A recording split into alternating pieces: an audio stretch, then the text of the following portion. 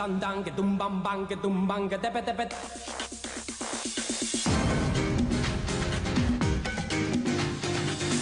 vivement dimanche prochain de l'année 2017.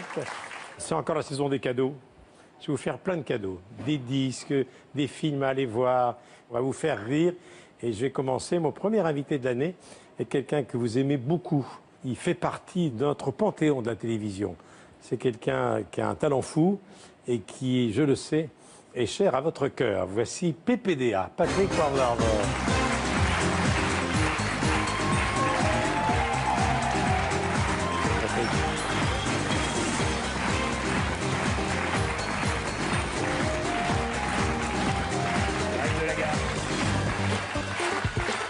Patrick Poivre d'Arvor est mon premier invité de l'année. Voilà, merci d'être là. Alors Patrick, tu es venu avec ce cartable. Voilà. Et je vois le titre du livre consacré à Antoine de Saint-Exupéry, Le cartable au souvenir, chez Michel Lafon. Et ce qui est très émouvant, c'est que ce cartable a appartenu à Saint-Ex. Oui, et il y a encore son sigle quelque part, pas très visible, ASE, Antoine de Saint-Exupéry. Ça lui a appartenu, il l'avait toujours avec lui, dans son avion, partout. Et c'est Consuelo qui le lui avait offert à New York. Il convient de rappeler quand même que Saint-Ex, c'est l'écrivain, après la Bible, qui a été le plus lu dans le monde. Oui. 500 millions d'exemplaires. Le Petit Prince, c'est le livre français le plus traduit au monde, le plus traduit dans le nombre de dialectes, de langues possibles, et le plus lu dans le monde. Alors Saint-Ex, c'est évidemment un héros de l'Aéropostale, écrivain, Le Petit Prince, mort en vol en 1944. Et ce que je ne savais pas, c'est que quelque part, ce livre est peut-être le plus émouvant que tu aies jamais écrit sur des personnages qui ont marqué notre histoire. Tu as écrit sur Jules Verne, sur Laurence d'Arabie, sur Hemingway. Mais là, il y a presque un caractère familial. Car je ne savais pas que les Poivre d'Arvor ont bien connu les Saint-Exupéry. Oui, alors il se trouve que mon grand-père était aviateur pendant la Première Guerre mondiale. Il avait donc connu, pas intimement, mais bien connu comme camarade Antoine de Saint-Exupéry. Et puis sa veuve, donc Consuelo de Saint-Exupéry, était l'une des deux meilleures amies de ma grand-mère.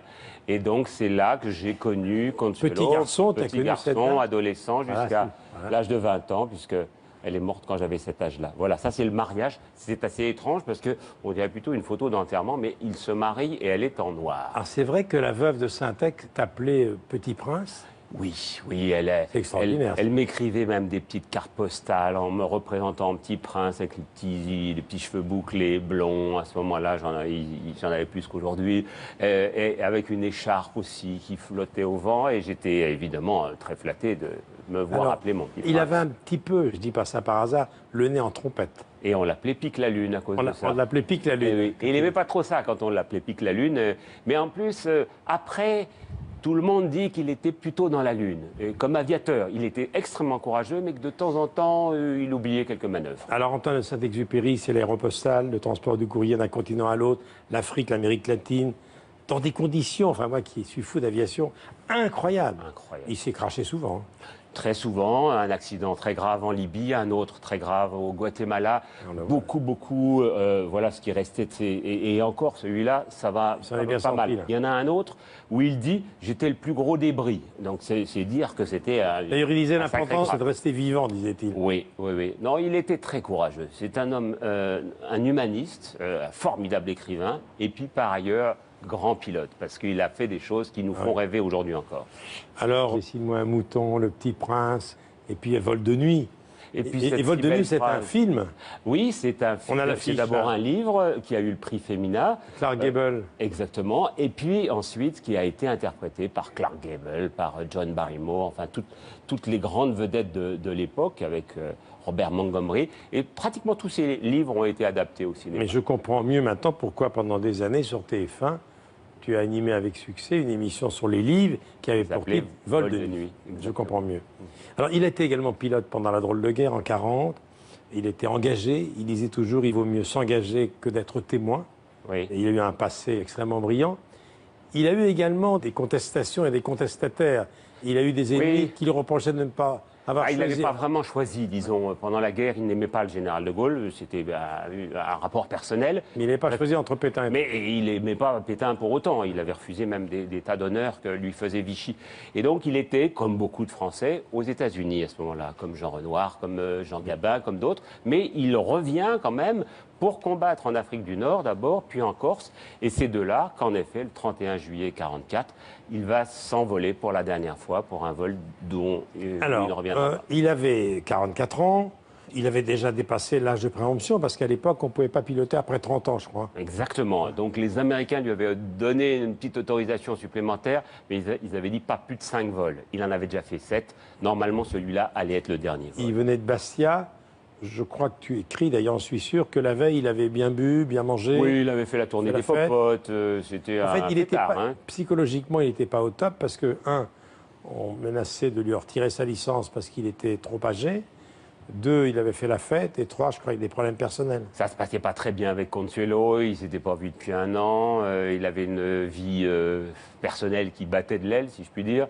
Non, ça n'allait pas trop fort. Il était un peu neurasthénique, mélancolique à cette époque. Alors, il se crache au large de Marseille. On retrouvera l'épave. On n'a jamais retrouvé son corps. Non. Mais on a retrouvé des petites choses. On a retrouvé une médaille. Oui, on a retrouvé surtout une gourmette. Une gourmette. C'est ça qui est extraordinaire. La gourmette. C'est jusqu'alors, on pensait qu'il s'était abîmé dans la Méditerranée, en effet, mais au large de Nice. Et c'est un jour de 1996 qu'un bon ami, qui est devenu un bon ami, Jean-Claude Bianco, un pêcheur, a repêché, parmi tout le poisson et toutes les cochonneries qu'il y avait dans son filet, une gourmette. Et là, on a découvert qu'il s'agissait de la sienne.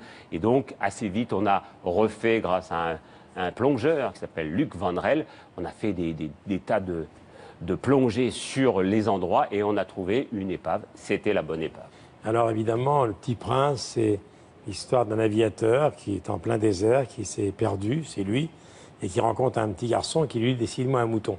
Bon, ça, c'est devenu une image, un dessin, un titre que la planète entière connaît. C'est universel. Comment tu expliques le succès parce que ça historique, planétaire de ce livre? Alors d'abord, il ne l'a jamais connu, ce succès, puisque oui, il l'écrit en 1943. Il a été édité en 1945. Ouais. Voilà, il l'écrit en 1943 à New York et c'est édité en France en 1946.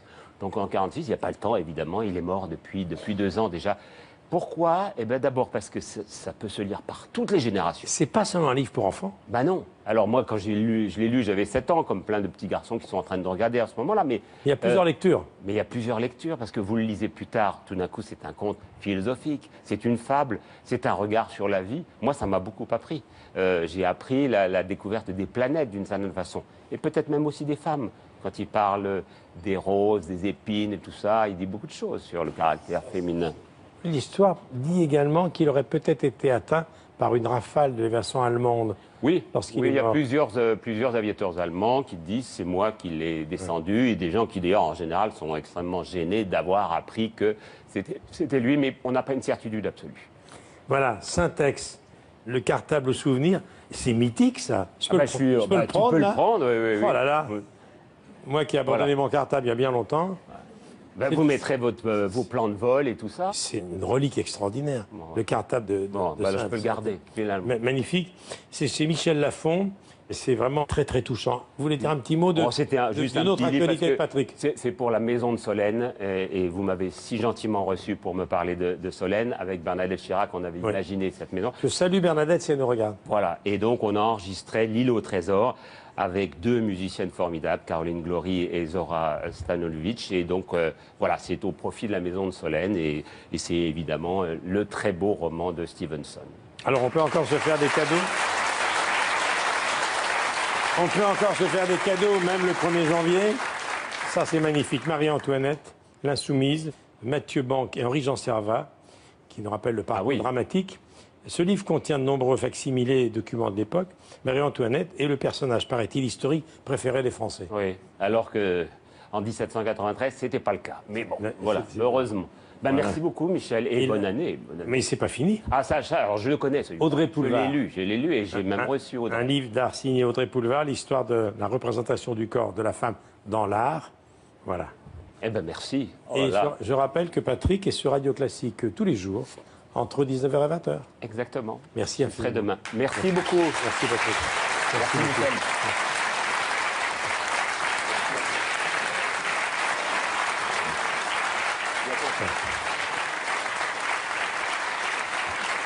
Alors.